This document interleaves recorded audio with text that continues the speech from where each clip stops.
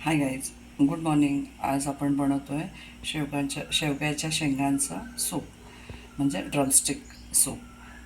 तर आपण ह्याच्यामध्ये काय घेतलं आहे, तर शेवग्याच्या शेंगा घेतल्या आहेत. 1 2 ते 3 शेवग्याच्या शेंगा होत्या, तुमच्याकडे जशा असतील तशा घ्या.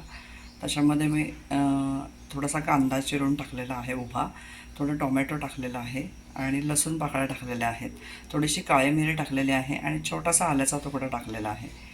तर तुम्ही बघू शकता आता याला आणि वरून थोडीशी हळद टाकलेली आहे. आता हे आपल्याला काय करायचं आहे, कुकरमध्ये थोडंसं शिजवून घ्यायचं आहे. 1 हात शिट्टी घ्यायची, कारण जरा शेवग्याच्या शेंगा थोड्याशा शिजायला थोडासा एक वेळ लागतो, म्हणून थोडंसं ते शिजवून घ्यायचं कुकरमध्ये. बघू शकता गाईस की आता आपण कुकरमध्ये ते 10 एक शिट्टी घेतली होती, 5-7 मिनटं शिजवून घेतलं. आता या सगळ्याला मी मिक्सरच्या भांड्यामध्ये फिरवून घेणार आहे. आपली मुलं तर अशी शेवग्याच्या शेंगा तर खातच नाही, पण तुम्ही जर म्हटलात तर हे असं काही वेगळं सूप वगैरे करून दिलं तर ते आवडीने पितील आणि त्यांच्या पोटामध्ये सुद्धा हेल्दी असं हे अन्न जाईल. सो बघूया आपण आता पुढे याचं काय करायचं आहे. थोडंसं याच्यामध्ये मी गरम पाणी घालते.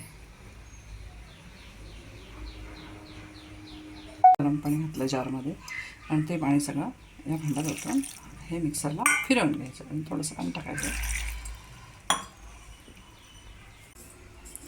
हे आपण आता मिक्सरच्या भांड्यातून फिरवून घेतले, बारीक केले, पूर्ण फाईन झाले ते. आता याला मी हे करून घेते, गाळून घेते. गाळा केलेला आहे आणि त्याचा जे काही अर्क निघालेला आहे, थोडंसं पाणी घालूनच आपण ड्रेन केलं आणि वाटलं होतं. तर ते जो अर्क निघालेला आहे, जे काही आपण इन्ग्रेडियंट्स वापरले होते त्याच्यामध्ये, तर हे आहे. आता ह्याला आपण फोडणी देऊया. त्याला आपण तुपाची फोडणी देणार आहे. फोडणीमध्ये आता फक्त जिरं आणि तुपाची फोडणी, साखर आणि मीठ, चवीपुरतं मीठ, चवीपुरती साखर घालायची. एक हार्डली 5 मिनटं त्याला उकळी काढायची आहे आणि सर्व करायचं आहे. मी थोडंसं तूप टाकलेलं आहे भांड्यामध्ये आणि आता थोडंसं जिरं टाकते. जिरं तडतडलं की आपलं हे आहे ते बॅटर, म्हणजे आपण जे काढलेलं आहे ते टाकून द्यायचं.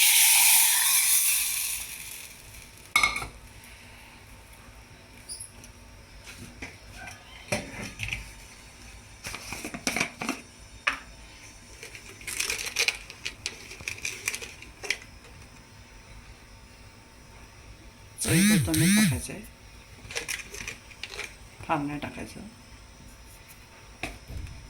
थोडं मीठ टाकलं, चवीपुरती थोडी साखर टाकूया आणि याला थोडंसं 5 मिनटासाठी मिडियम गॅसवर उकळून घेऊया. कसं वाटलं तुम्हाला मी बनवलेली रेसिपी? कमेंट करून सांगा, लाईक करा, शेअर करा, सबस्क्राईब करा. चला, भेटू नेक्स्ट ब्लॉगमध्ये.